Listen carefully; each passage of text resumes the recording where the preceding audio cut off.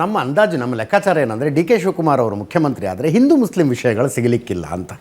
ನಿಮ್ಮಂಗೆ ಹಿಂದುತ್ವವಾದಿ ಅಂತಾರೆ ಅವರು ಸದ್ಗುರು ಅವರ ಆಶ್ರಮಕ್ಕೆ ಶಿವರಾತ್ರಿ ಕಾರ್ಯಕ್ರಮಕ್ಕೆ ಹೋಗ್ತಾರೆ, ಅಮಿತ್ ಶಾ ಅವ್ರ ಪಕ್ಕದಲ್ಲಿ ಕೂತ್ಕೋತಾರೆ.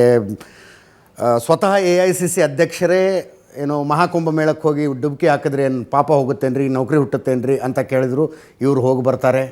ನಾನು ಹಿಂದುತ್ವವಾದಿ ಅಂತಾರವರು. ಹಾಗಿದ್ದಾಗ ಆ ಥರದ ವಿಷಯಗಳ ಕಡಿಮೆ ಆಗಬಹುದು ಅಂತ. ವ್ಯಕ್ತಿಗತ ಚಾರಿತ್ರ್ಯ ಮತ್ತು ರಾಷ್ಟ್ರೀಯ ಚಾರಿತ್ರ್ಯ. ವ್ಯಕ್ತಿಗತವಾಗಿ ಪೂಜೆ ಪುನಸ್ಕಾರ ಯಾವ ಹಿನ್ನೆಲೆಯಲ್ಲಿ ಮಾಡ್ತಾರೆ? ವೈಯಕ್ತಿಕ ಲಾಭಕ್ಕೋ ಅಥವಾ ಸಮಾಜ ಹಿತಕ್ಕೋ? ಸಮಾಜದ ಹಿತಕ್ಕೆ ನಿರ್ಣಯ ತೆಗೆದುಕೊಳ್ಳೋದಕ್ಕೆ ಅವ್ರ ಪಾರ್ಟಿ ಬಿಡುತ್ತಾ?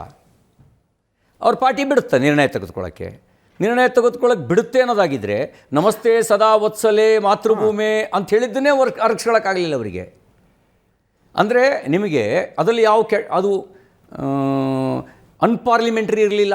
ಓಕೆ, ಈ ಒಂದು ಪ್ರಾರ್ಥನಾ ಗೀತೆಯನ್ನು ಹೇಳೋದನ್ನೇ ಸಹಿಸ್ಕೊಳ್ಳೋಕ್ಕೆ ಅವ್ರ ಪಾರ್ಟಿ ತಯಾರಿಲ್ಲ ಅಂದಾಗ, ಇನ್ನು ಶಿವಕುಮಾರ್ ಅವರು ಅದನ್ನು ಮೀರಿ ಒಂದು ಹೆಜ್ಜೆ ಮುಂದಿಟ್ಟರೂ ಕೂಡ ಅವ್ರ ಕುರ್ಚಿಗೆ ಸಂಚಾಕಾರ ಬರುತ್ತೆ ಅಂತಂದಾಗ ಅವರು ಕುರ್ಚಿ ಉಳಿಸ್ಕೊಳ್ಳೋ ಯೋಚನೆ ಮಾಡ್ತಾರೋ ಅಥವಾ ತನ್ನ ಮನಸ್ಸಿನ ಭಾವನೆಗಳನ್ನು ಅನುಷ್ಠಾನ ಮಾಡುವಂಥ ಇಚ್ಛಾಶಕ್ತಿ ತೋರಿಸ್ತಾರೋ? ಆ ಇಚ್ಛಾಶಕ್ತಿ ಇಲ್ಲವೇ ಇಲ್ಲ.